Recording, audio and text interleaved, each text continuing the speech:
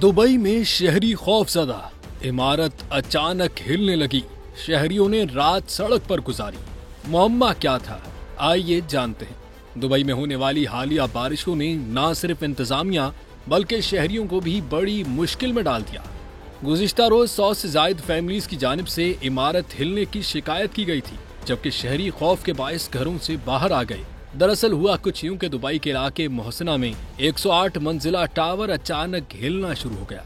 रिहायशियों को गुमान हुआ कि शायद जलजले के झटके हैं, लेकिन कुछ घंटे बाद ही दुबई सिविल डिफेंस की जानिब से उस इमारत को खाली कराने के अहकाम दिए गए। तर्जुमान दुबई सिविल डिफेंस का कहना है कि बारिश के बायस इमारत का एक हिस्सा शदीद मुतासिर हुआ है, जिसमें क्रैक आ गया है और इसी वजह से इमारत एक जानिब को झुक गई है। इंतजामिया की जानिब से 108 मंजिला इमारत में मौजूद 100 से ज्यादा रिहायशियों को अपनी रात सड़क पर गुजारनी पड़ी है, जबकि इमारत को सील करने के बाद अब रिहायशी अपने मुस्तकबिल को लेकर परेशान हो गए हैं।